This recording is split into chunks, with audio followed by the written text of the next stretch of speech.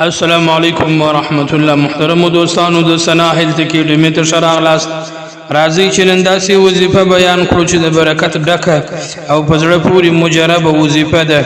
که څوک غواړي خپل حاجتونه خپل کاروبار جوړ کړي یا د محبت ولا نکاح ترلاسه کړي یا نیک صالح اولاد ولري یا د خپل خوښ نوکری پیدا کړي نو دا وظیفه په خپل معمول کې دي شامل کړي. عزتمنو زموږ هغه ورونه هغه خوندي چې هغوی وایي زموږ ارمانونه به په کومه وظیفه پرسي، زموږ مشکلات به د کومې وظیفې سره پای ته ورسیږي. دوستانو دا وظیفه د هغوی دپاره علاج دی. محترمو که دا حاجت د آسمان برابر لوی وي د مځکې برابر سخت وي نو دا وظیفه د ټولو مشکلاتو لپاره بې پایه اثرات او نتایج لري. تاریخ او تجربې ثابتوي چې چا هم دا وظیفه کړې د هغوی ارمانونه او مشکلات په ډېره اساني او په کم وخت کې پوره سوي دي.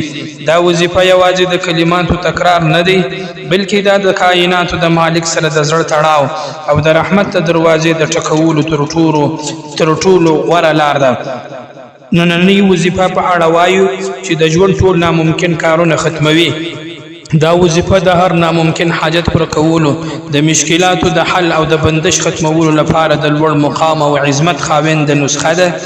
په ډیر لنډ وخت کې یعنی یوازې په 3 ورځو کې خپل حیرانونکي او عجیب اثر ښکاره کوي. د دې وظیفې په کولو سره ستاسو په کارونو کې پراته ټول بندشونه، سحر، جادو، کوډي، نظر بد او حسد او د بدبختی زنجیرونه په خپله ماتیږي او د رزق او رحمت دروازې په خلاصولو شروع کوي. که تاسو تر اوسه پورې په لسګونو لارو ازمویلي وي او پایله او نتیجه مو نه وي ترلاسه کړې نو باور وکړئ چې دا د 3 ورځو وظیفه ستاسو د ټولو ناامیدیو یو پای او د نوو بریاو پیل دی. دوستانو په دې فاني دنیا کې هم دا اوس ډېر داسې خلک شته چې د ژوند له سختو ازموینو، درنو پورونو، د کارونو له بندشت او د بېلابېلو ستونزو له امله د زړه صبر ختم سوی دی او هر لوري ته بندې دروازې ښکاري.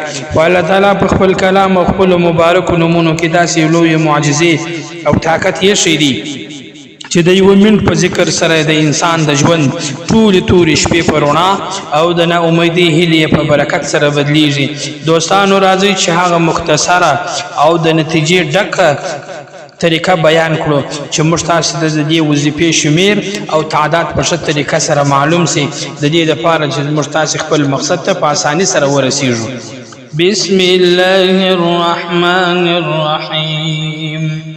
الحمد لأهله والصلاة على أهلها أما بعد.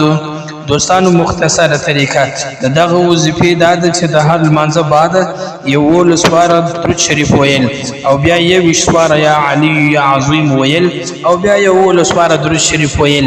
دغه اسانه او مختصره طریقه کې هر زنانه او مردانه کولی شي د هر حاجت لپاره کیږي.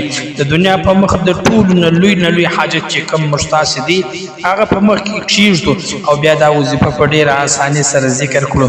11 سواره درود شریف، 21 سواره بیا یا علی یا عظیم ویل او بیا 11 سواره درود شریف ویل او اخلاص او یقین. تقریبا علما فرمایي د هرې وظیفې دپاره شرط دی. اخلاص او یقین دا دی چې د الله رضا به د مقصد وي او یقین دا دی چې ستا به په دې وظیفه سره یقین وي چې زما کارونه زما حاجتونه چې هر څومره سخت دي هر څومره لوی دي په دې وظیفه سره حل کیږي. دا یقین تقریبا د هرې وظیفې دپاره شرط دی. دوستانو په دعاګانو کې میا ساتي تر بلې ویډیو د الله په امان. السلام علیکم ورحمت الله وبرکاته.